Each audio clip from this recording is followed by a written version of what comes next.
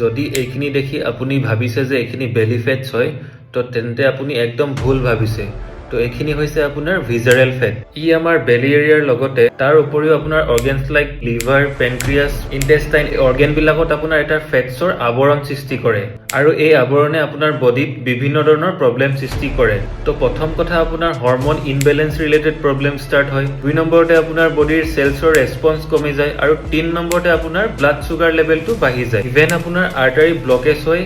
heart এটেকৰ দৰে problem অহাও দেখা পোৱা যায় আৰু তাৰ লগতে ইনসুলিনৰ ৰেজিস্ট্যান্ট হৈ কিনে ডায়াবেটিছ হোৱাও দেখা পোৱা যায় কথাটো হৈছে আপোনাৰ সলিউশন তো সলিউশনৰ কাৰণে আপুনি যিমান সোনকালে পাৰে ডক্টৰৰ লগত কনসাল্ট কৰক আৰু তাৰ লগতে এখন ব্যালেন্স ডায়েট আৰু কনসিস্টেন্ট হৈ কিনে এখন ওয়াৰ্কআউট ৰুটিন ফলো কৰক আৰু যেতিয়া আপুনি এখিনি ফলো কৰা ষ্টাৰ্ট কৰিব লাহে লাহে আপোনাৰ বডিত মাসল মাছ গেইন হ'ব আৰু মাসল মাছ গেইন হোৱাৰ লগে লগে আপোনাৰ বডিৰ পৰা যিখিনি এক্সট্ৰা ফেটছ আছিল সেইখিনি কমি যোৱাত হেল্প হ'ব তাৰ লগতে আপুনি টোটালি হেলদি হৈও আহিব আপুনিও যদি এনেকুৱা ধৰণৰ বেলি ফেট ৰিলেটেড প্ৰব্লেম ফেস কৰি আছে তেন্তে মোক আপুনি ডিএম কৰক মই আপোনাৰ কাৰণে এখন পাৰ্সোনালাইজ ডায়েট আৰু এটা পাৰ্সোনালাইজ ওয়াৰ্কআউট প্ল্যান আপোনাৰ কাৰণে ৰেডি কৰি দিম আৰু আপুনিও এই প্ৰব্লেমখিনিৰ পৰা নিজকে বচাই ৰাখিব পাৰিব